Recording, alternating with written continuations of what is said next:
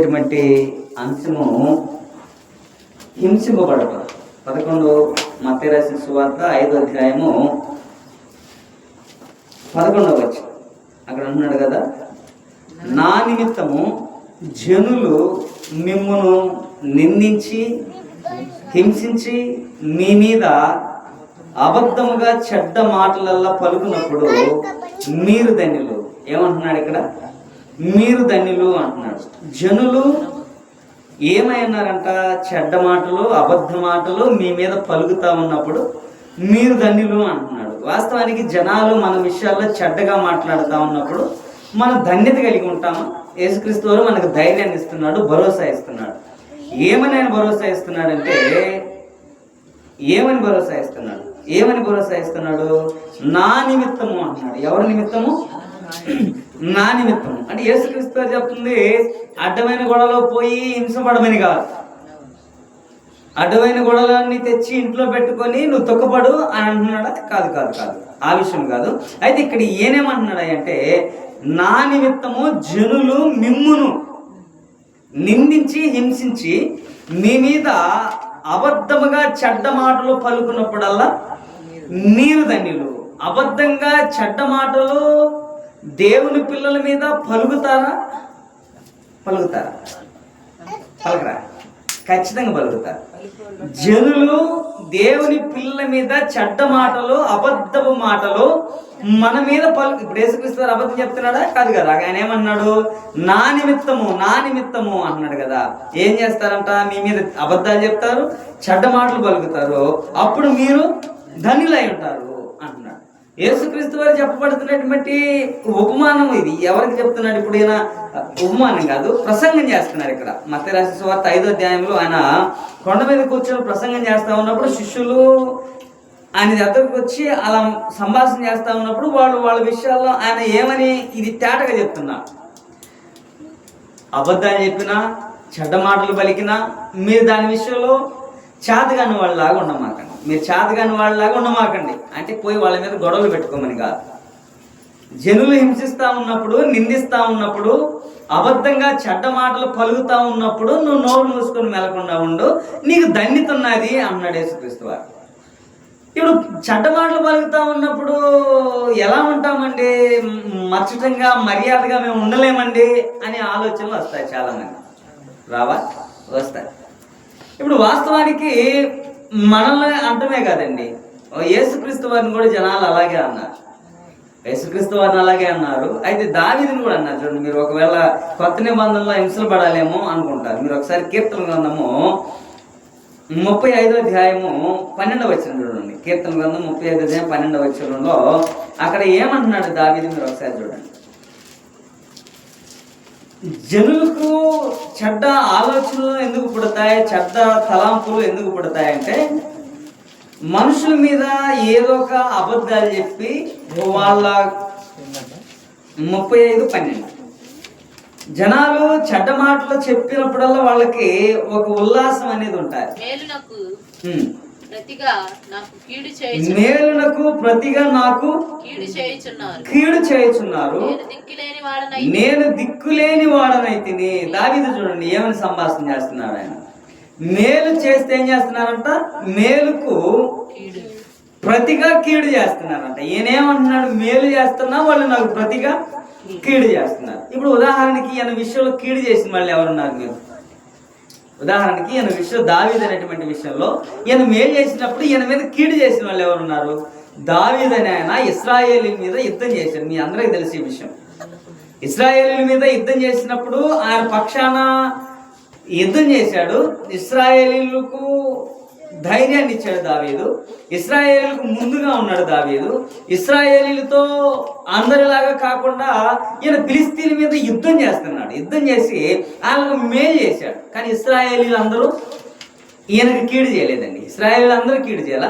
కానీ రాజుగా పరిపాలించినటువంటి ఆయన ఉన్నాడు కదా, ఎవరైనా చెప్పండి? సౌలు అని ఆయన ఉన్నాడు కదా, సౌలు మాత్రమే కీడు చేశాడు. ఆయన ఏమన్నాడు? మేలుకు ప్రతిగా కీడు చేస్తున్నారు అన్నారు. ఎవరు కీడు చేస్తున్నారు? సౌలు యొక్క చెప్పండి చేస్తా ఉన్నప్పుడు ఈయనేమంటున్నాడు అంటే హృదయంలో చాలా బాధపడుతున్నాడండి. ఈయన హృదయంలో చాలా బాధపడుతున్నాడు. ఒరే నాయన, నేను వాళ్ళ పక్షాన పోయి వాళ్ళకి ముందుగా నేను నిలబడి నా ప్రాణాన్ని అడ్డంగా పెట్టి దేవునికి మొరపెట్టి యుద్ధం చేస్తే వీళ్ళు నా మీద మేలుకు ప్రతిగా కీడు చేస్తున్నారు వీళ్ళు అంటున్నాడు దావీదు. చూడండి, దావీదేమో మేలు చేస్తున్నాడు, వీళ్ళేం చేస్తున్నారు? ప్రతిగా కీడు చేస్తున్నారు. ఇప్పుడు కీడు చేయడానికి, దావీదుకు కీడు చేయడానికి ఉన్న కారణం ఏంది? దావీదుకు కీడు చేయడానికి ఆయనకున్న కారణం ఏంటంటే, ఆ సింహాసనం అనేది వేరే వాళ్ళకి పోతాది, ఈ సింహాసనం నా కొడుకు కాకుండా వేరే వాడు దక్కించుకుంటాడు అని చెప్పి చెడ్డ అభిప్రాయం ఉంది. సౌలుకేమో 1000 కొలది, దావీదుకి 10,000 కొలది అని పొగుడుతున్నారు కదా. ఈ పొగడుతున్న బట్టి ఆయనకి నచ్చలేదు, మేలుకు ప్రతిగా కీడు చేస్తున్నారు. ఇప్పుడు దావీదు అంటే మానవుడు అండి, మానవుడు కాబట్టి కీడు చేస్తారు. మానవుని యొక్క సహనైజం అది, వాడి బుద్ధి అది. మానవుడిగా పిలువబడుతున్న వాళ్ళు ఎవరున్నారో వాడి బుద్ధి అది. మేలు చేయటం కంటే కీడు చేయటమే వాళ్ళకి ఇష్టం. ఎవరంటే మేలు చేయటం కంటే వాళ్ళకి కీడు చేయటం ఇష్టం. అయితే యేసుక్రీస్తు వారు స్పష్టంగా ఏం చెప్తున్నాడు అంటే, వాళ్ళు మీ విషయాల్లో అబద్ధాలు, చెడ్డ మాటలు మీ మీద పలుకుతా ఉన్నప్పుడు మీరు ధన్యులు అన్నారు. ఎందుకు ధన్యులు? ఎందుకు ధన్యులు అంటే, వీళ్ళు నా నిమిత్తం అంటున్నాడు యేసుక్రీస్తు వారు. నా నిమిత్తము అని సంభాషణ చేస్తున్నాడు. ఇప్పుడు నిజంగా యేసుక్రీస్తు వారి నిమిత్తము పని చేస్తా ఉన్నప్పుడు హింసించేవాళ్ళు, చెడ్డ మాటలు పలికేవాళ్ళు, అబద్ధాలు చెప్పేవాళ్ళు లేరా? ఏమండి, లేరా? గుట్టలుగా ఉన్నారండి వాళ్ళు. ఇప్పుడు మీరు ఒకసారి లోకంలో ఉన్నటువంటి దానిని పక్కన పెట్టండి, లోకంలో ఉన్నదాన్ని తర్వాత చూద్దాం మనం. ఇప్పుడు దైవత్వం నుండి దేవుని యొక్క నామమును అవమానపరుస్తూ ఆయనను కూడా దూషించేటువంటి వాళ్ళు ఉన్నారంటే, మీరు ఒకసారి పేతురు రాసిన మొదటి పత్రిక 2వ అధ్యాయము 23వ వచనం చూడండి. ఇక్కడ కేవలము మనుషులే కాదు, మనుషుని యొక్క నైజం అది. కాబట్టి ఇప్పుడు వీళ్ళని యేసుక్రీస్తు వారి మీద నెపాలు పెట్టడానికి, నిందలు పెట్టడానికి, చెడ్డ మాటలు పలకటానికి అసలు పూనుకున్న గుంపేవారు ఎవరండి? ఈయన మీద పూనుకున్న గుంపు ఎవరంటే శాస్త్రులు, పరిచయులు ఈయన మీద పన్నాగా పట్టారండి. ఎలాగైనా సరే వీడిని చిక్కించుకోవాలా, వాళ్ళ ఆలోచనలు, వీడిని ఎలాగైనా మేము చిక్కించుకోవాలి, చెడ్డ మాటలు పలకాలి, అబద్ధంగా చెప్పాలి, ఏదో ఒక నింద మోపాలి. కానీ ఈయనని మాత్రము మాతో కూడా చెప్పండి, మాతో కూడా సమానంగా తోల్చడానికి మేము ఇష్టపడం అంటున్నారు వీళ్ళు. ఎందుకు వీళ్ళు ఇష్టపడరు? మీరు ఒకసారి పేతురు రాసిన పత్రిక మొదటి పత్రిక 2వ అధ్యాయం 23వ వచనం. ఎందుకు వీళ్ళు ఆ విషయాల్లో చదవండి. దూషింపబడి స్పష్టంగా చదవండి. దూషింపబడి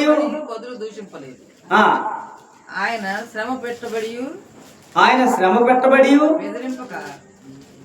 న్యాయముగా తీర్పు బాధింపక బెదిరింప న్యాయముగా తీర్పు తీర్చి దేవునికి తనను తాను అప్పగించుకున్నాడు. ఏం చేస్తుంటే అండి, అందుకు దేని నిమిత్తము? ఆయన దూషింపబడి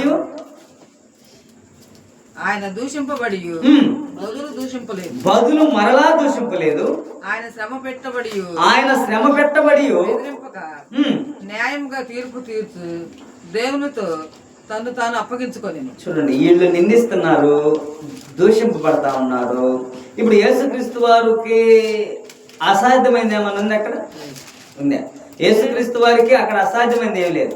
యేసుక్రీస్తు వారు తండ్రికి వేడుక చేస్తే ఆ పరలోకం నుండి కొన్ని దూతలను పంపిస్తాడు. అంతదాకా అవసరం లే. అయ్యా, చిన్న ప్రార్థన చేసి, తండ్రి వీళ్ళు నాకు అడ్డంగా ఉన్నారు, ఈ అడ్డుబండలను తొలగించు అని ప్రార్థన చేశాడు అనుకోండి, ఉంటారా? ఉండరు. కానీ వీళ్ళు ఏం చేస్తున్నారు తెలుసా? ఆయన నిందించలేదు, దూషింపబడి బదులు దూషింపబడాలి. ఎందుకు దూషింపబడాలా? తండ్రి పంపబడినటువంటి పని ఒకటి ఉంది, ఆ పనిని నేను సమాప్తం చేయాలి. ఈ మధ్యలో వస్తున్నటువంటి కుక్కలు ఉన్నాయే, వీటితో నేను టైం పాస్ చేయను. మనకు అర్థం అవటని చెప్తున్నాను. ఇప్పుడు మధ్యలో వస్తున్నటువంటి గుంపులు ఉన్నారు కదా, ఈ శాస్త్రులు, పరిచయం లాంటి వాళ్ళు ఉన్నారు కదా, వాళ్ళతో నేను టైం వేస్ట్ చేయను. వాళ్ళు దూషిస్తున్నారు అనుకో, నేను చెప్పండి, దూషించను. వాళ్ళు నిందల పాలు చేస్తున్నారు అనుకో, నేను వాళ్ళని నిందల పాలు చేయను. ఇప్పుడు ఎందుకు తండ్రి పంపబడినటువంటి పని భూమి మీద యేసుక్రీస్తు వారు అది సమాప్తి చేసే వరకు కూడా ఏం చేస్తున్నాడు? న్యాయముగా తీర్పు తీర్చి దేవునికి తను తాను అప్పగించుకునేది. న్యాయముగా తీర్పు తీరుస్తున్నాడు ఆయన. అంటే అన్నారు లేదు, పోనీ వదిలే, న్యాయముగా తీర్పు తీరుస్తున్నాడు అని దేవునికి తనను తానే, చెప్పండి, తను తానే అప్పగించుకున్నాడు. ఇప్పుడు సాధ్యమైన పని ఏమండి? పోతా ఉన్నప్పుడు అనేకులు మన విషయాల్లో నిందలుగా, అవమానాలుగా, అబద్ధాలుగా, చెడ్డ మాటలు మన చెవును పడతా ఉన్నప్పుడు ఏం చేయాలి? వెళ్ళిపోయే సాధ్యమేనండి. మానవులు సగటు మనిషి వేరే చిన్న మాట అంటేనే సహించగలిగినటువంటి మానవులు మనం. కానీ దైవత్వం అయి ఉండి దేవునితో విడిచిపెట్టకూడని భాగ్యం అని ఎంచుకొనక తనను తానే రిక్తునిగా చేసుకున్నాడండి భూమి మీదకి రావడానికి. ఎట్లా రిక్తునిగా అంటే తనను తాను తగ్గించుకొని వచ్చాడండి భూమి మీదకి. తనను తాను తగ్గించుకొని ఏం చేస్తున్నాడు తెలుసా? వాళ్ళు నిందిస్తున్నా, దూషిస్తున్నా, అవమానపరుస్తున్నా, ఇవన్నీ ఆయనకి అలవాటైపోయాయి. ఇప్పుడు మనం ఉదాహరణకి కొంచెం పొద్దుపోయిన తర్వాత ఈ బజార్లో తిరుగుతూ ఉంటాం, రోజు అరుస్తూ ఉంటాయి కుక్కలు. రోజు తోలుతామా? తోలేం కదా. ఇప్పుడు రోజు తోలేం, కానీ ఏమవుతుంది? కొన్ని రోజులకి చెప్పండి, ఏమవుతుంది? అలవాటు అవుతుంది. యేసుక్రీస్తు వారు కూడా వాళ్ళ విషయాల్లో వాళ్ళు మాట్లాడుతున్న మాటలను అలాగే అనుకున్నాడు యేసుక్రీస్తు. మీరు పేతురు రాసిన పత్రిక 1వ అధ్యాయము 4-14 చూడండి. ఎందుకు మృతుల్లో నుండి పేతురు రాసిన 1వ పత్రిక 4వ అధ్యాయము 14వ వచనం. క్రీస్తు నామము నిమిత్తము మీరు నిందల పాలైన ఎడల మహిమైస్వరూపమైన ఆత్మనుగా దేవుని ఆత్మ మీ మీద నిలుచుచున్నాడు గనుక మీరు ధన్యులు. మీలో ఎవడును నరహంతకుడు గాని, దొంగగా గాని, దుర్మార్గుడుగా గాని, పరుల జోలికి పోవువాడు గాని బాధ అనుభవింప తగదు. ఎవడైనను క్రైస్తవుడైనందుకు బాధ అనుభవించిన ఎడల సిగ్గుపడక ఏం చేయకూడదు? అతడు సిగ్గుపడక ఆ పేరును బట్టి దేవుణ్ణి మహిమపరచవలెను. చాలు. ఇప్పుడు ఏం చేయాలంట? ఆ పేరును బట్టి సిగ్గుపడాలండి. నిందలు అవుతా ఉన్నప్పుడు, హింసింపబడతా ఉన్నప్పుడు, అబద్ధాలు చెప్తా ఉన్నప్పుడు, చెడ్డ మాటలు పలుకుతా ఉన్నప్పుడు సిగ్గుపడే స్థితే కాదండి. సిగ్గుపడే స్థితి కాదు. మీకు సిగ్గుపడకుండా ఉండడానికి ఒక వ్యక్తిని చూపిస్తాను. మీకు సిగ్గుపడకుండా ఉండటానికి మనము దేనిని బట్టి? దేవుని నామమును బట్టి. దేనిని బట్టి? దేవుని యొక్క నామమును బట్టి. ఇప్పుడు దేవుని యొక్క నామమును బట్టి సిగ్గుపడకుండా ఉన్న ఒక ఆయన ఉన్నాడు. ఎవరైనా? పౌలు అని ఆయన ఒక ఆయన ఉన్నాడు. ఇప్పుడు ఈయన అంటాడు కదా, నేను దేవుని పని చేసే విషయంలో సిగ్గుపడేవాడిని కాదు. ఆయన ఎందుకు అంటున్నాడంటే ఆయన సువార్త ప్రకటన చేయొద్దని కొట్టి ఊరి ఎలపడి పడేశారండి ఆయన్ని. అరే, మరలా వచ్చి సువార్త చెప్తున్నారా, నీకు సిగ్గు లేదురా అంటే ఆయన అంటున్నాడు, నేను సువార్త పని విషయంలో సిగ్గుపడేవాడిని కాదు. చాలా మంది సిగ్గుపడతారండి, దేవుని పని విషయంలో సిగ్గుపడతారు. అయితే ఆయన అన్నాడు ధైర్యంగా, నేను సిగ్గుపడేవాడును కాను. ఇప్పుడు సిగ్గుపడేవాడును కాను అనే ముందు ఒకసారి ఆయన స్థితిని చూస్తే, ఈ సౌలు అనే పౌలు సౌలుగా ఉన్నప్పుడు ఏం చేస్తున్నాడు తెలుసా? ఆయన ధర్మశాస్త్రం మీద పేటేసి కూర్చున్నాడు. ఆయన దాని మీద పీట వేసి కూర్చున్నప్పుడు ఈ ధర్మశాస్త్రానికి వేరుగా క్రైస్తవులు ఎవరైతే ఉన్నారో వాళ్ళ మొత్తాన్ని గడగడలాడించాడండి. నేను అందరినీ గడగడలాడించి ఒక ఊపి ఆగాడండి. ఎందుకో తెలుసా? క్రైస్తవుడు అనేవాడు వీడు కొత్త చట్టాన్ని పెట్టాడు, క్రైస్తత్వాన్ని అని నాకు చెప్తున్నారు. వీడు నేను పుట్టుక నుంచి నేను చదివిన దానిని బట్టి ప్రతిదీ కూడా నాకు ధర్మశాస్త్రము బైబిల్ ఇవ్వబడతా ఉంటే వీడు మధ్యలో వచ్చేవాడు క్రైస్తవుడు అంటాడు.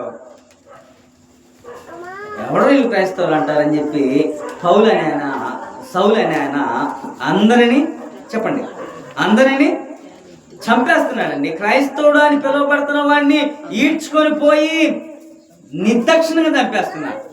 ఇప్పుడు సౌలుగా ఉన్నప్పుడు ఎవడు ఆయన వెళ్ళిపోవాలా? సౌలుగా ఉన్నప్పుడు అందరూ వణుకుతున్నారు ఆయన చూస్తా ఉన్నప్పుడు. ఆయన మాటకు ఎదురు చెప్పేవాడు లేడు. ఆయన అంటే అందరూ గడగడ వణికిపోతా ఉన్నారు. కానీ ఆయన అలా ఉన్నప్పుడు వణికినటువంటి వాళ్ళే మరలా క్రీస్తు నిమిత్తము ఆయన శ్రమ పడుతూ నిందల పాలయ్యి అవమానపడుతూ ఉన్నప్పుడు జనులందరూ ఆయన్ని కొట్టి బయటపడవేశారండి. ఎందుకండి? ఎందుకు? క్రైస్తత్వాన్ని గురించి క్రీస్తుని గురించి ప్రకటన చేస్తుంటే, క్రీస్తుని గురించి ప్రకటన చేస్తుంటే ఇలాగే ఉంటుందా అంటే ఇలాగే ఉంటుందండి. క్రీస్తుని గురించి ప్రకటన చేస్తున్నప్పుడు ఇలాగే ఉంటుంది. ఆయన యుద్ధాలు చేస్తూ ఉన్నప్పుడు అందరిని చంపుతా ఉన్నప్పుడు ఒక్క నోరు లేచిందండి? లేచిందా? ఒక్క నోరు కూడా లేకపోలేదండి. ఎందుకు అంటే జనులకి ఎలా ఉండాలా? అరిస్తే నోటి మీద కొట్టేటట్టు ఉండాలి. అరిస్తే నోటి మీద కొట్టేటట్టుంటేనే భయం ఉంటుంది. ప్రేమపూర్వకంగా చెప్తే భయాలు ఉండవు. ప్రేమపూర్వకంగా చెప్పేదానికి పౌలుని ఏమంటున్నారు? అరే నువ్వు సిగ్గులేనోడేరా, నువ్వు మరలా వచ్చి సువార్త ప్రకటన చేస్తున్నావు. ఆయన అంటున్నాడు కదా, అవునయ్యా నేను సిగ్గుపడేవాడిని కాదు. దేనిని బట్టి? ఇప్పుడు చదివాం కదా, దేనిని బట్టి? దేవుని నామమును బట్టి. చెప్పండి, సిగ్గుపడము. దేవుని యొక్క నామమును బట్టి మేము సిగ్గుపడేవారం కాదు. దేవుని యొక్క నామమును కాక సిగ్గుపడతారా అంటే బహుశా పడొచ్చేమో. అదే కదా యేసుక్రీస్తు వారు అంటున్నాడు కదా, జనులు మిమ్మల్ని నిందించి దూషించి మీ మీద అబద్ధముగా చెడ్డ మాటలు పలికినప్పుడు మీరు ధన్యులు. అంటే జనాలకేంది? మాటకు మాట, దోషణకు దోషణ, దోషణకు ప్రతి దోషణ చేస్తే జనాలు మాట అంటారు. అంటే న్యాయబద్ధంగా చెప్తే వినరా? వినరు. న్యాయబద్ధంగా వాళ్ళు చెప్పినా వినకపోయినా నువ్వు చెప్పండి, వాళ్ళు నిందిస్తా ఉన్నా, అవమానిస్తా ఉన్నా, ఎలా చేస్తా ఉన్నా నీ పని నువ్వు చేసుకో. నీ పని నువ్వు చేసుకొని పో. భూమి మీద బ్రతికినంత కాలం కూడా నేను మాదిరి అన్నాడు కదా క్రీస్తు ప్రభువు. నేను మాదిరిగా అన్నాడు కదా. ఇప్పుడు జనాలు ఉన్నటువంటి ఆలోచన ఏంది? యేసుక్రీస్తు వారిని ఏమన్నారు తెలుసా? ఏమన్నారు ఆయన్ని? మీరు ఒకసారి మత్తయి రాసిన సువార్త 11వ అధ్యాయం 19వ వచనం త్వరగా 30 నిమిషాలు కానీ నాకు చెప్పండి. మత్తయి రాసిన సువార్త 11వ అధ్యాయం 19వ వచనం.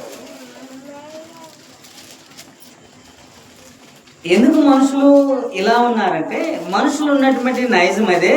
మనిషి కుమారుడు త్రాగుతును వచ్చిన గనుక మనిషి కుమారుడు తినుచు వచ్చును కనుక ఇదిగో వీడు తిండిపోతూ మద్యపానీయం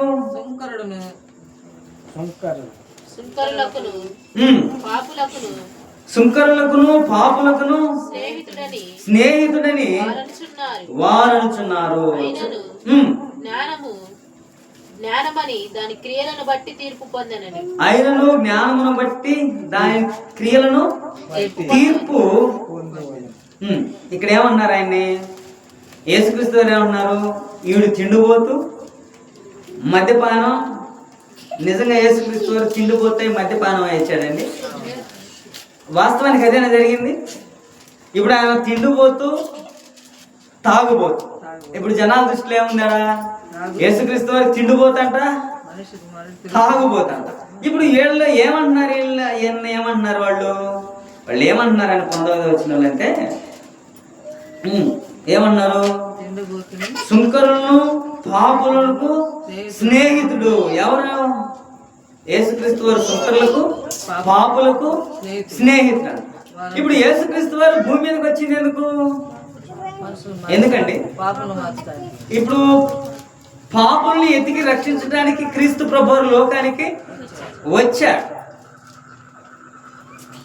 అందుకే యోహాను సువార్త అంటారు కదా, ఈ వాక్యము నమ్మదగినది, పూర్ణ అంగీకారమునకు యోగ్యమైనది. ఇప్పుడు ఈ వాక్యము నమ్మదగినది, పూర్ణ అంగీకారమునకు యోగ్యమైనది. ఇప్పుడు చదవబడుతున్నటువంటి మాటలు కూడా నమ్మదగినయా నమ్మదగినయా? ఇప్పుడు నమ్మదగినవి కాబట్టే క్రీస్తు ప్రభు వారి వాళ్ళు ఏమంటున్నారయ్యా అంటే, యేసుక్రీస్తు వారి వాళ్ళు ఏమంటున్నారంటే, అరే వీడు తిండిపోతు, మరలా తాగుబోతు, సుంకరులకు పాపులకు స్నేహితులు. అంటే వాళ్ళ ఉద్దేశం ఏంది? వీడు పాపము, మద్యము, తిండిపోతు, ఈ మూడు వాడికి ఉన్న బిరుదులు అని వాళ్ళు హేళన చేస్తున్నారు. ఎవరిని? క్రీస్తు ప్రభు. ఎందుకు వాళ్ళు ఆ విషయాల్లో ఆయన అలా అంటున్నారు? ఎప్పుడు యేసుక్రీస్తు వారు సమయాన్ని బట్టి దొరికితే చెప్పండి, అప్పుడు నిందల పాలు చేయాలా, అప్పుడు అవమాన పాలు చేయాలా అని వాళ్ళు ప్లాన్లతో ఉన్నారండి. యేసుక్రీస్తు వారు అంటున్నాడు, ఒరే అబ్బాయి, మీరు ఉపయోగపడేవాళ్ళు కాదురా అబ్బాయి అన్నాడు. వీళ్ళ గురించి ఈ యేసుక్రీస్తు వారు ఏమంటాడంటే, మత్తయి రాసిన సువార్త 23వ అధ్యాయంలో కొన్ని మాటలు చెప్తాడు వాళ్ళ గురించి. వాళ్ళని ఏమంటాడంటే, అయ్యో వేషధారైన శాస్త్రులారా, పరిచయులారా అంటాడు. ఎవరంట వీళ్ళు? వేషధారులు. వీళ్ళు అయ్యో వేషధారైన శాస్త్రులారా, పరిచయులారా, మీరు మనుషులు ఎదుట పరలోక రాజ్యమును పరలోక రాజ్యాన్ని మోస్తారంట వాళ్ళు. మీరు అందులో ప్రవేశింపరు. ప్రవేశించే వారిని కూడా ప్రవేశించినారు. ఎవరు వీళ్ళు? ఎవరు పెట్టాడు వేషధారులని? శాస్త్రులు పరిచయుల గురించి అయ్యో వేషధారులైనా చెప్పండి, శాస్త్రులారా, పరిచయులారా అన్నాడు. ఇప్పుడు వీళ్ళు వేషధారణ నిజమైందా? వీళ్ళే వేషధారణతో యేసుక్రీస్తు వారిని వెంబడిస్తున్నారు, నిందలు మోపాలని, అవమానాలు చేయాలి. యేసుక్రీస్తు యథార్థంగా ఆయన పని ఆయన చేసుకొని పోతున్నాడు. ఇప్పుడు యథార్థంగా పనిచేస్తున్నప్పుడు అవమానాలు వస్తాయా? అవమానాలు వస్తాయండి. యథార్థంగా ఎప్పుడైతే పని చేస్తామో అప్పుడు అవమానాలు వస్తాయి, నిందలు వస్తాయి, జనాల నుండి చెడ్డ మాటలు వస్తాయి, అబద్ధాలు వస్తాయి. రావా? చెప్పండి, వస్తాయి రావా? వస్తాయి. జనాల నుండి అబద్ధాలు వస్తాయి, చెడ్డ మాటలు వస్తాయి, అన్నీ చెప్పండి సముద్రం మీద అలల్లాగా వస్తుంటాయి. ఏం చేయాలా? అలొచ్చినప్పుడు ఏం చేస్తారండి? అలొచ్చినప్పుడు మునిగామనుకో ఏం చేస్తుంది? మెలకుండా తీసుకుపోవాలి, అంతే కదా? ఇప్పుడు శ్రమ వచ్చినప్పుడు ఏం చేయాలా? నింద వచ్చినప్పుడు ఏం చేయాలా? దూషణ వచ్చినప్పుడు ఏం చేయాలా? ప్రతి దూషణ చేయాలండి, అవసరం లేదండి. పాట కూడా ఉందిగా, న్యాయము తీర్చే నీవు నాకుంటే, న్యాయము తీర్చే నీవు నాకుంటే, చాలు యేసయ్యా, చాలు యేసయ్యా, నమ్మకమైన దేవుడవైనా నీవే చాలు యేసయ్యా. నేనేమై ఉన్నా, ఏ స్థితిలో ఉన్నా, నేనేమై ఉన్నా, ఏ స్థితిలో ఉన్నా, ఇంకేమీ కోరుకోనయా, ఇంకేమీ కోరుకోనయా, నమ్మకమైన దేవుడవైనా నీవే చాలు యేసయ్యా. నిందలు వచ్చినప్పుడు, అవమానాలు వచ్చినప్పుడు, దోషాలు వచ్చినప్పుడు, చెడ్డ మాటలు వచ్చినప్పుడు, అబద్ధాలు కలిగినప్పుడు ఈ కీర్తన పాడుకుంటా పండి. ఏమని చెప్పండి? అటగా మొదటి పడే న్యాయము తీర్చే నీవు నాకుంటే చాలు. న్యాయం తీర్చే ఆయన అనుకుంటే చాలండి. ఎవరితో పని లేదు. ఇప్పుడు వీళ్ళు ఎలాంటి వాళ్ళు? భౌతికంగా చెప్తాయి వీళ్ళ విషయాలు, మీకు అర్థం అవడానికి చెప్తా. ఈ శాస్త్రుల పరిచయాలు, అయ్యో వేషధారులైన శాస్త్రులారా, పరిచయాలారా అని యేసుక్రీస్తు వారు చెప్తున్నాడు కదా. ఇప్పుడు వీళ్ళ విషయాలు ఎలా ఉన్నారంటే కొంతసేపు భౌతికంగా మీకు అర్థం అవడానికి ఎలాంటి వాళ్ళో చెప్తా. కొంతమంది ఉన్నారండి, నేనే ఉన్నా, తల్లికి పోబెట్టను, తండ్రికి పోబెట్టను, కుటుంబంలో ఉన్నటువంటి భార్యను సరిగా పట్టించుకోను, పిల్లలకు మంచి నడవడికి నేర్పను, నేను ఇతరులకు పోయి పెద్దగా ఉండరే మీరు ఇలా చేయకూడదురా అబ్బాయి, నేను పెద్దను కాబట్టి నా మాట వినాలరా అని నేను చెప్పాను అనుకో, ఏమంటారండి నన్ను? ఒరే నాయనా, ముందు నువ్వు తల్లికి పోబెట్టు, తండ్రికి పోబెట్టు, నీ భార్యను సరిగా చూడు, నీ పిల్లలను సరిగా పట్టించుకో, నువ్వు వచ్చి ఇక్కడ తీర్పు తీరుస్తున్నావు తీర్పరి అన్నరా. మీకు అర్థమవుతామని చెప్తున్నా. వాళ్ళు ఎలాంటి వాళ్ళు అంటే అలాంటి వాళ్ళు. వీళ్ళు తల్లిదండ్రులు పోబెట్టేవాళ్ళు కాదు, చెప్పండి, కుటుంబాలను పట్టించుకున్న వాళ్ళు కాదు, భార్యను సరిగా పరిపాలించే వాళ్ళు కాదు. మరలా వీళ్ళు ఏం చేస్తారంటే తీర్పులు తీరుస్తారంట. అదే కదా అంటుంది. వాళ్ళు పరలోక రాజ్యము వాళ్ళకు స్పష్టంగా భూమి మీద కనపరుస్తారంట. శాస్త్రుల పరిచయం పరలోక రాజ్యము ఇలా ఉంది అని చెప్తారంట. కానీ వాళ్ళు పోయే వాళ్ళని పానేవారు. ఇప్పుడు వీళ్ళ విషయాలు వేసుకొస్తారంటాడు, వీళ్ళు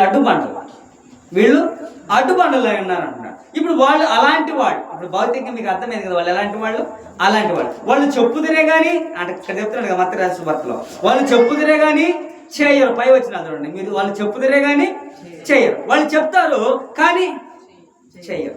అంటే వీళ్ళు ఎలాంటి వాళ్ళు? ఎప్పుడు ఈ పక్కనోడి తప్పులు ఎత్తుకుదామా, ఎప్పుడు పక్కన వాళ్ళ మీద నిందలు మోపుదామా, ఎప్పుడు పక్కనోడి మీద అబద్ధం చెప్తామా, ఇవన్నీ వాళ్ళ నైజం, ఇదండి వాళ్ళ ఆలోచనలు. కాదండి, పక్కనోడి మీద కాదు, ముందు మన మీద ఏం ఆవరిస్తుందో, ఏం ప్రభావం చూపిస్తుందో చూడండి ఒకసారి. నిజమండి, యేసుక్రీస్తు వారు ఏం తిక్కలాయన చెప్పలా. యేసుక్రీస్తు వారన్నా దైవ చిత్తమైన జ్ఞానానికి తెలియని ఆయన ఏమి కాదు, పౌలు కంటే తెలివి గలవాడు యేసుక్రీస్తు వారు. భూమి మీద సాత్విక నేర్పింది ఆయనే, భూమి మీద ప్రేమ కలిగి నేర్పింది ఆయనే, భూమి మీద నరుడు ఎలా బ్రతకాలో నేర్పింది ఆయనే, భూమి మీద క్రైస్తత్వాన్ని ఎన్నుకున్నవాడు ఎలా నిందలు పాలవాలో, అవమానాలు పడాలో, దెబ్బలు తినాలో, శ్రమలు పడాలో, ప్రతి దూషణకు చేయకుండా ఎలా ఉండాలో నేర్పిన ప్రధాన యాజకుడు ఎవరంటే ప్రభువైనా, చెప్పండి, ప్రభువైనా యేసుక్రీస్తు వారు. మనుషులకి ఎందుకండి అంత అసూయ యేసుక్రీస్తు వారు అంటే, అక్కడ ఉన్నటువంటి జన సమూహం అంతా కూడా యేసుక్రీస్తు వారి యొక్క వైపు మళ్ళుతా ఉన్నారండి. అందుకు ఆయన మీద నిందలే. ఒరే మేము ఎప్పుడో ఉన్నావురా, మధ్యలో ఈడేందో క్రైస్తత్వం అని చెప్తున్నాడు అంటున్నా. యేసుక్రీస్తు వారు ఏమన్నాడంటే, ఒరే అబ్బాయి, నేను ఉన్నవాడును అనువాడును, ఈ జగత్ పునాది వేయబడక ముందే నేనున్నాను రా తిక్కలారా, మీరు ఇప్పుడు నా విషయాల్లో మీరు నా తప్పులు వెతకాలని చూస్తున్నారు అంటున్నాడు యేసుక్రీస్తు. అయితే తర్వాత రెండు వచనాలు చదివించి నేను వాక్యాన్ని ముగిస్తాను. మార్కు రాసిన సువార్త 9:12. మార్కు రాసిన సువార్త 9:12 త్వరగా.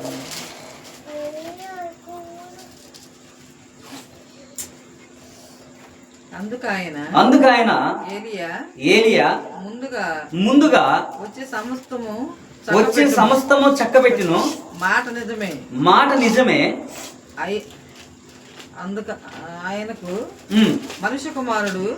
అందుకు మనిషి కుమారుడు ఆయన మనిషి కుమారుడుగా అనేక శ్రమలు పడి తృణీకరింపబడి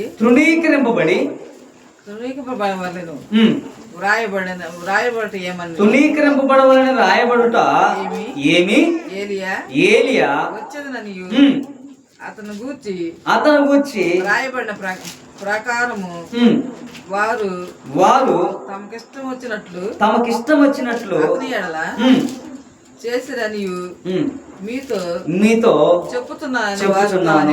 చాలు. ఇక్కడ ఏమంటున్నాడు? తునీకరింపబడుటకు. దేనికి? తునీకరింపబడటానికి. ఎవరు తునీకరింపబడుతున్నారు ఇక్కడ? ఇప్పుడు చదవబడే దాంట్లో దేనికి తునీకరింపబడటము? క్రైస్తత్వమును ఎన్నుకున్నవాడు అది సిగ్గుపడకూడదు. వాడు తునీకరింపబడుతున్నా కూడా సిగ్గుపడకూడదు. దేవుని నిమిత్తం అండి, దేవుని నిమిత్తం. అందుకే యేసుక్రీస్తు అన్నాడు కదా, నా నిమిత్తము జనులు మిమ్మును నిందించి. మార్కు రాసిన సువార్త 3వ అధ్యాయం 21, 22, 30 వచనాలు త్వరగా. మనుషులకు ఉన్నటువంటి ఆచారాలను అలవాటులను విడిచిపెట్టడం ఒక ఎత్తు అయితే, దూషింపబడతా ఉన్నప్పుడు మౌనంగా పాటు ఒక ఎత్తండి. ఆయన సోదరులను 21 ఆయన ఇంటి వారి సంగతి విని ఆయన ఇంటి వారి సంగతి విని ఆయన మతి చెల్లించి ఉన్నాడని ఆయన మతి చెల్లించి ఉన్నాడని చెప్పి ఆయనను పట్టుకొనబోయిరి. ఆయనను పట్టుకొని పోయిరి. చూడండి యేసుక్రీస్తు వారిని ఏమంటున్నారు వాళ్ళు? ఎవరు వాళ్ళు? ఆయన ఇంటి వారు, ఆయన ఇంటి వారు, ఆయన ఇంటి వారు. ఏమన్నారు యేసుక్రీస్తు వారిని? మతి చెల్లించింది అంటున్నారు, మతి పోయింది అంటున్నారు. అంటే మైండ్ పోయి తిక్కలోడు అంటున్నారు. ఈ ఎవరిని? యేసుక్రీస్తు వారిని ఏమంటున్నారు? తిక్కలోడు అంటున్నారు. చదవండి. యెరూషలేము నుండి వచ్చిన శాస్త్రులు ఇతడు బయల్జెబూలు దెయ్యముల అధిపతి చేత దయ్యములను వెళ్ళగొట్టుచున్నాడనిది అని చెప్పిరి. చూడండి ఏమన్నారు? ఒకటేమో మతి చెల్లించినోడు అంటున్నాడు, రెండోదేమో బయలుకు దయ్యములకు అధిపతి అంటున్నాడు. యేసుక్రీస్తు వారు నిజంగానే దయ్యములకు బయలుకు అధిపతి? ఏమండి? నిజంగానే ఆయన దయ్యములకు బయలుకు అధిపతి? ఏమండి? కాదు కదా. ఇప్పుడు యేసుక్రీస్తు వారు వచ్చిందేమో సర్వ మానవాళి యొక్క పాప పరిహార్థమై చనిపోయి వాళ్ళకి నిత్య జీవాన్ని ఇవ్వడానికి వచ్చాడు. కానీ వీళ్ళేమంటున్నారు ఆయన విషయాలంటే వీడు మైండ్ పోయినవాడు. మతి చెల్లించిందంటే అదేగా తెలుగులో. మతి చెల్లించిందంటే మైండ్ పోయిందని. రెండోది ఏమంటున్నారు? దయ్యములకు బయలుకు అధిపతి అంటున్నారు. ఇందాక మత్తయి రాసిన సువార్తలు ఏమంటున్నారు? వీడు తిట్టిపోతూ తాగుబోతు. ఇప్పుడు తిట్టిపోతూ తాగుబోతూ ఒకటి మతి చెల్లించింది. ఆయన ఇంటి వారు అంటున్నారండి. పరాయాలు అంటే పర్వాలా? యేసుక్రీస్తు వారిని పరాయాలు అంటే పర్వాలా? పరాయాలు అంటే మరి అది అవునో కాదో అని ఆలోచన చేయాలి.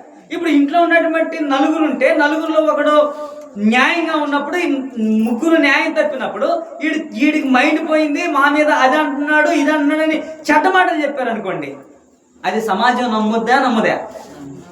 నమ్ముద్దండి? నమ్ముద్ది. కానీ ఇప్పుడు ఏం విషయాలు ఏమన్నారు? మతి చెల్లించింది, బయలుకు చెప్పండి దయ్యములకు అధిపతి అంటున్నాడు. 22 చూడండి ఒకసారి. అప్పుడు ఆయన వారిని తన ఎద్దకు పిలిచి ఆయన ఏమన్నాడంటే, ఇట్లా రండి అబ్బాయి, మీతో పని ఉంది, నేను మీకు ఒక చిన్న ఉపమానం చెప్తాను, ఈ ఉపమానాన్ని మీరు వినండి. చదువు. 24. సాతాను నేను ఎలాగూ వెళ్ళగొట్టును, ఒక రాజ్యము తనకు తానే విరోధముగా ఏర్పడిన ఎడల ఆ రాజ్యము నిలవనేరదు. చూడండి, దయ్యములు నిలగొట్టుకుంటాయా? ఒక రాజ్యం వచ్చి ఆ రాజ్యమే ఉంటే ఆ రాజ్యం నిలబడుద్దా అని యేసుక్రీస్తు వారు వాళ్ళని ఉపమాన రీతులు అడుగుతున్నారు. నిజంగా నిలబడుతుందండి? అది నిలబడుతుందా? నిలబడదండి. ఇప్పుడు పెద్దల సామెత ఉంది కదా, సన్నాసి చెప్పండి ఏమవుతుంది? బంగారం రాలుతుందా? సన్నాసి రద్దుకుంటా ఉంటే బంగారు నిధులు పడతాయా? ఏం పడతాయి? బోధ పడుతుందండి. ఇప్పుడు దయ్యములు ఎలా నిలబడతాయి? యేసుక్రీస్తు వారు దయాలు పట్టినోడి కాడికి పోయి చాలా దయాలు పట్టాయి. పోయి వాళ్ళని ఆజ్ఞాపించాడు, మీరు ఈ వ్యక్తి నుంచి వెళ్ళిపోండి అంటే, నువ్వు ఇప్పుడు వచ్చి సడన్గా చెప్తే దేవుని కుమారుడా మేము ఎక్కడికి పోవాలి అని అడిగినప్పుడు అవి ఏమన్నాయి? సర్వోన్నతమైన దేవుని కుమారుడా మాతో నీకు, చెప్పండి, మాతో నీకు. ఇప్పుడు దయ్యం పట్టిన వాడయి దయ్యములకు అధిపతి అయ్యి ఉంటే నేను దయ్యాలను ఎట్లా వెళ్ళగొడతారా? దయ్యం మొఖం వల్లారా అని అర్థం దాన్ని. అదే కదా. ఇప్పుడు నేను కూడా దయ్యాను అనుకో, పక్క దయ్యాన్ని ఎందుకు వెళ్ళగొడతా? సాంగత్యం చేస్తాడు కదా యేసుక్రీస్తు వారు, అంతే కదా. ఇప్పుడు అబద్ధికుడు ఉన్నాడు అనుకో, సాంగత్యం అవుతుంది. దోచుకునేవాడు ఉన్నాడు అనుకోండి, సాంగత్యం అవుతుంది. ఒకడు దోచుకునేవాడు ఉండి ఒకడు యథార్థంగా ఉండేవాడు ఉంటే అది సాంగత్యం అవుతుందా? అవదు. ఇప్పుడు ఆయన అందుకే అంటున్నాడు, సాతాను ఎలా అల్లగొడతారు అబ్బాయి అని ఉపమానం చెప్తున్నాడు యేసుక్రీస్తు. చూడండి, దయ్యాలు పట్టినాయి అని, బయలుదేవులకు అధిపతి అని, దయ్యాలకు అధిపతి అని, తిండిపోతని, మతి చెల్లించిందని చెప్పండి, తన సొంత ఇంటి వారు అంటున్నారండి ఆయన్ని. అప్పుడు ఏం చేయాలి యేసుక్రీస్తు వారు? ఏం చేయాలండి? ఆయన తన తండ్రికి చేసిన నిబంధన ఏది ఉందో పరలోకం నుండి వచ్చేటప్పుడు ఆ నిబంధనను ఆయన ఖచ్చితంగా నెరవేర్చడానికి వచ్చాడండి. భూమి మీద ఒక రాజ్యాన్ని స్థాపించాడు. ఈ రాజ్యం ఏది? మీరు రాజ్యం గురించి మీరు తర్వాత మనం నేర్చుకుందాం. రాజ్యాన్ని స్థాపించాడు. ఈ రాజ్యం అనేది ఎక్కడ నుండి వచ్చిందండి? ఆ రాజ్యం పరలోకం నుండి నరావతారిగా వచ్చినటువంటి ఆయన ఒక ఆయన. ఎవరైనా? ప్రభు అయిన యేసుక్రీస్తు వారు. ఇప్పుడు నరావతారిగా వచ్చి సర్వ మానవాళి యొక్క అందరి యొక్క పాపాలను చనిపోయి ఆయన ఒక రాజ్యాన్ని స్థాపిస్తానంటున్నాడు. అక్కడ ఎక్కడ? ఇలా ప్రార్థన కూడా నేర్పుతాడండి రాజ్యం విషయంలో. పరలోకమందున్న మా తండ్రి, నీ రాజ్యము వచ్చును గాక, నీ చిత్తము పరలోకమందు నెరవేరినట్టు భూమి యందు నెరవేరును గాక అంటారు. ఇప్పుడు పరలోకం నుండి వచ్చినటువంటి ఆయన భూమి మీద ఆయన రాజ్యాన్ని స్థాపించబడ్డాడా లేదా? ఇప్పుడు మనం అంతా ఎవరు అండి? ఆయన రాజ్యం అండి, ఆయన సమూహం, ఆయన రాజ్యంలో ఉన్నటువంటి సైనికులు మనమంతా సైనికులం అండి. మనం సైనికులుగా ఉన్నాం. మీరు చివరిగా వచ్చిన చూడండి, మార్కు సువార్త 3వ అధ్యాయం 30వ వచనం. ఎందుకనగా ఆయన అపవిత్రాత్మలు పట్టినవాడని వారు చెప్పిరి. ఆయన సహోదరులను ఆయన తల్లి వచ్చి ఆయన పిలువనంపిరి. జనులు గుంపుగా ఆయన చుట్టూ కూర్చుండిరి. ఇదిగో నీ తల్లియు నీ సహోదరులను వెలుపల ఉండి నీ కోసరము వెతుకుచున్నారని ఆయనతో చెప్పగా ఆయన నా తల్లి. ఇప్పుడు ఇక్కడ ఏమన్నాడు 30వ వచనంలో? అందుకు ఎందుకనగా ఆయన అపవిత్రాత్మలు పట్టినవాడని. చూడండి ఏమంటున్నారు ఆయన్ని? ఆయనకే దయ్యం పట్టింది అంటున్నారు. ఇక్కడేమో దయ్యములకు అధిపతి అంటున్నారు, మరలా ఏమన్నారు? అసలు వీడికే దయ్యం పట్టింది అంటున్నారండి. అదే కదా చెప్తుంది, ఇప్పుడు సంభాషణ చేస్తుంది. లోకంలో ఉన్నటువంటి జనాలు కూడా భక్తి దేవుడు అని తిరిగే వాళ్ళ మీద ఇవే వస్తాయి.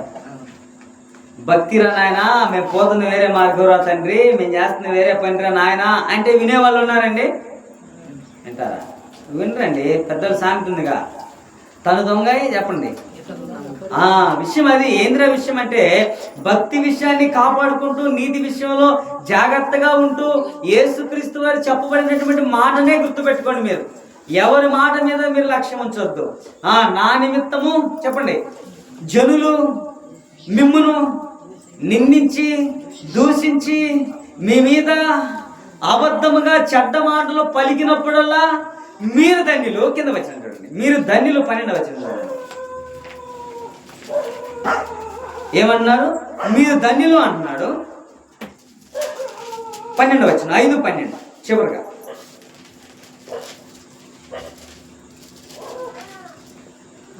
సంతోషించి ఆనందించుడి, పరలోకమందు మీ ఫలము అధికమగును. ఏం చేయమన్నాడు ఇక్కడ? సంతోషించండి, ఆనందించండి, పరలోకమందు మీ ఫలము అధికమగును.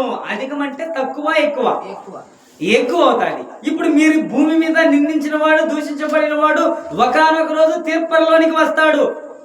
వాడు తీర్పు దినాన వాడు వస్తాడు. వాడు నిందించిన వాడు, అవమానించిన వాడు, అపహాసం చేసిన వాడు ఎవడున్నాడో వాడు నా సింహాసనం దగ్గరకు వస్తాడు. మీరు మాత్రము దూషణకు ప్రతి దూషణ చేయవద్దు, నిందకు ప్రతి నిందన వేయవద్దు. మరి ఏం చేయాలి మీరు? ఇప్పుడు చెప్తున్నాడు కదా, సంతోషించండి, ఆనందించండి, పరలోకమందు మీ ఫలము అధికమగును.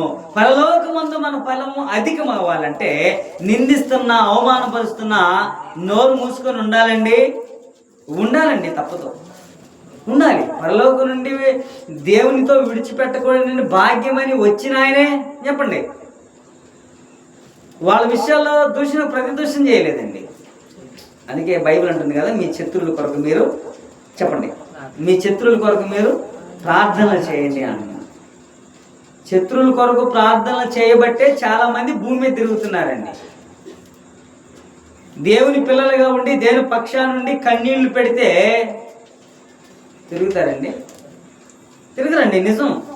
ఎలీషా అనే ఆయన కొంచెం బట్టతల, ఆయనకి బట్టతల అయితే పిల్లలందరూ బోడివాడ అని ఎగతాళి చేస్తున్నారు.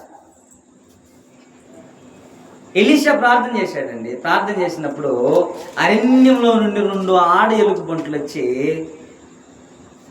చెప్పండి ఏం చేసింది? వారందరూ తలకలు కొరికేసాయండి. ఎందుకో చెప్పనా? అక్కడ ఎగతాళి చేస్తుంది ఎవరిని? ఎలీషానా?